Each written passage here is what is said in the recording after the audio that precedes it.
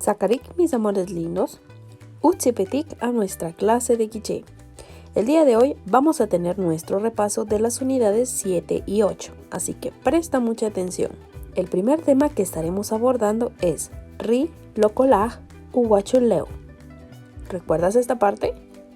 Mazorca roja, mazorca negra, mazorca blanca y mazorca amarilla. Cacajal, mazorca roja. Rashwach, mazorca negra. Zacajal, mazorca blanca. Y canajal, mazorca amarilla. El segundo tema que estaremos abordando es Ubanik ri kijil. Sakij, soleado. Sut, nublado. Kakik, viento. Kakik hab, tormenta. Kakija, truenos.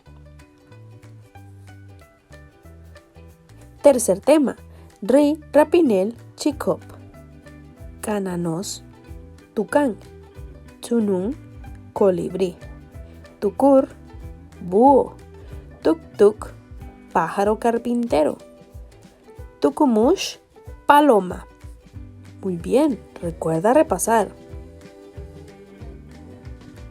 Cuarto tema, Ri, che, ri, calles. Coshwa, flor de muerto.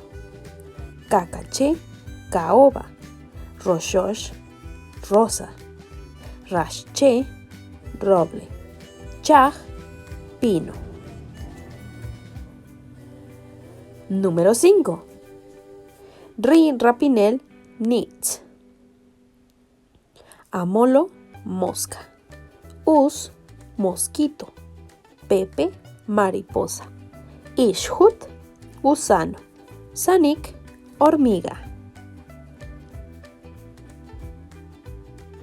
Ahora practiquemos esta conversación sobre el clima. Kolik teu? He, koteu. Hai, mah teu. Kolik sut? He, kusut. Hai, mah sut. Kolik miking? He, komiking. Hai, mah miking. Excelente trabajo y ese fue nuestro repaso. Recuerda estudiar mucho y siempre estudiar para nuestra clase. Nos vemos, Kutsihonchik.